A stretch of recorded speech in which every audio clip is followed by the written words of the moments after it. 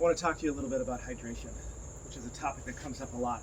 So the general rule of thumb for hydration prescription is to take your body weight, divide it by 2, and that's how many ounces you should drink a day. So I'm 230 pounds, 115 ounces is what I should shoot for each day. Now, for every 30 to 60 minutes of activity that I have, I add about another 15 ounces to that total. So I aim for at least a gallon every day, and a lot of days I get well over a gallon. So why do you need to drink water? Well, I mean, ultimately, if you're dehydrated, you're going to have less energy and just not feel as good, right?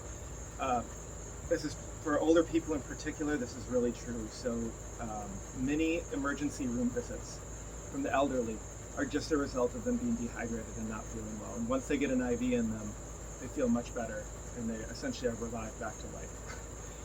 So as you age, hydration gets even more important, right? But particularly for us who are busy parents or heading towards our 50s, just to stay hydrated for energy, right? So if you are already hydrated and I give you a water prescription and you hear me say, well, you'll have more energy, and then you drink more water and you're like, well, I don't have any more energy, it's the same. Well, that's because you're really already hydrated. You are already doing a pretty good job with your hydration. So not everyone notices a big difference with how much water they drink.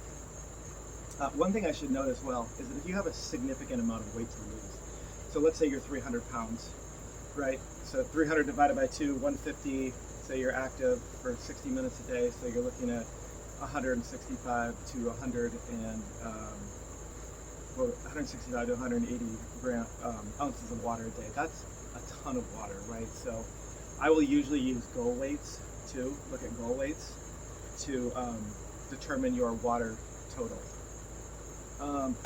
So the other piece here is when it comes to a fat loss phase, right? So in the fat loss phase, many times I will really increase your water.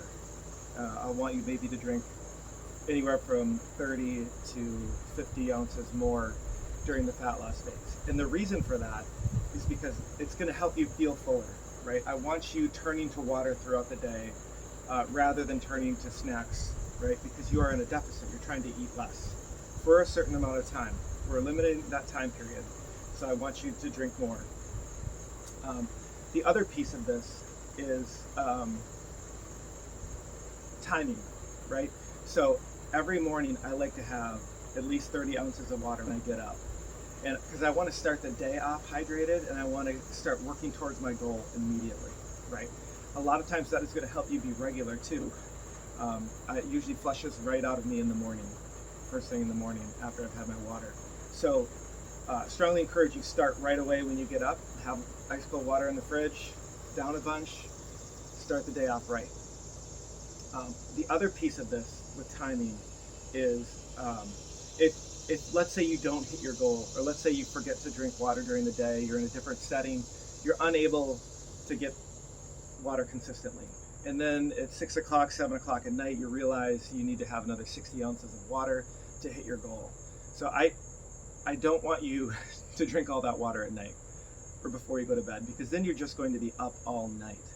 So you have to be smart about this, right? The goal isn't necessarily just to hit the goal, right? You want to get the water in during the day, keeping yourself satiated, hunger down, and then at nighttime, if for whatever reason you have not hit your goal, don't keep drinking.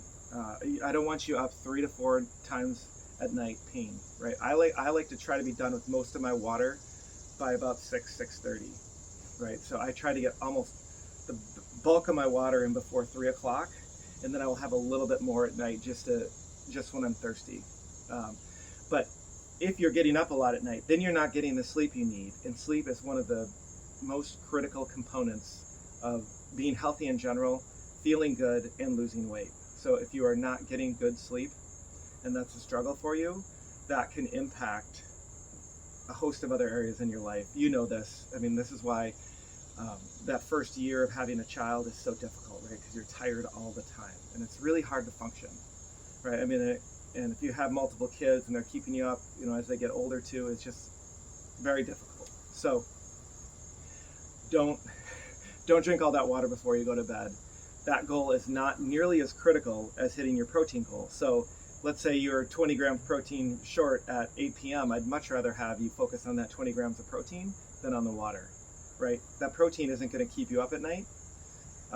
So that's really a much more important goal for you to hit than your water goal. The same thing would be true if you were on a reverse diet, trying to get your calories up. I'd want you to get those calories up before you go to bed. Not true with the water. All right, let me know if you have any questions. Hopefully this is helpful. It's a little deeper dive into how I make a water prescription for you and the rationale behind it, and just helping you every day with your goals.